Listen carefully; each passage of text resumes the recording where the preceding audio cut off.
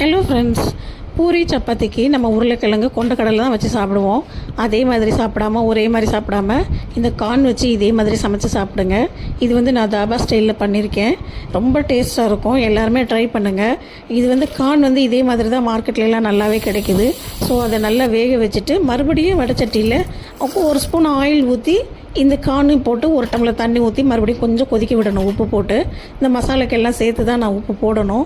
ஏன்னா உப்பு போட்டு தான் வேக வச்சுருக்கேன். மற்றபடி மசாலெல்லாம் அரைச்சி அந்த கொதிக்கிற அந்த கார்னில் இந்த இதெல்லாம் ஊற்றிடணும். ஊற்றிட்டு நல்லா கொதிக்க வச்சோம்னா எல்லாம் மிக்ஸ் ஆகி ஒன்றா சேர்ந்து வந்துடும். அதுக்கப்புறமா நம்ம கருவேப்பிலை, கொத்தமல்லி இது வேணாலும் போட்டுக்கிட்டு லாஸ்ட்டில் தான் நம்ம நறுக்கின வெங்காயத்தை போட போகிறோம். ஏன்னா இது வந்து லாஸ்ட்டில் போட்டால் தான் அந்த பூரி கூட வெங்காயத்தையும் சேர்த்து சாப்பிடும்போது ரொம்ப நல்லாயிருக்கும்.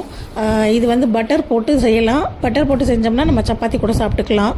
ஏன்னா இது வந்து பூரி ஆயிலுங்கிறதுனால நான் பட்டர் போடலை. கசூரி மேத்தி, க்ரீமு இது வேணாலும் நம்ம போட்டோம்னா அதுவும் ரிச் டேஸ்ட்டில் நல்லாயிருக்கும்.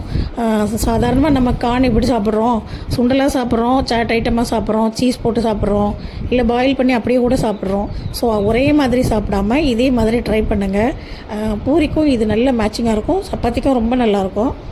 சப்பாத்தினா நம்ம இன்னும் கொஞ்சம் ரிச்சாக சமைச்சிக்கலாம், க்ரீமெல்லாம் போட்டு. அது ரொம்ப டேஸ்ட்டாக இருக்கும். இது அதை விட டேஸ்ட்டாக இருக்குங்க பூரி கூட சாப்பிட்றதுக்கு. எல்லாருமே ட்ரை பண்ணுங்கள். குழந்தைங்களுக்கு மட்டும் காரத்தை கம்மி பண்ணிக்கோங்க. மற்றபடி காரசாரமாக நல்ல டேஸ்ட்டில் இருக்கும். சூப்பராக இருக்கும்.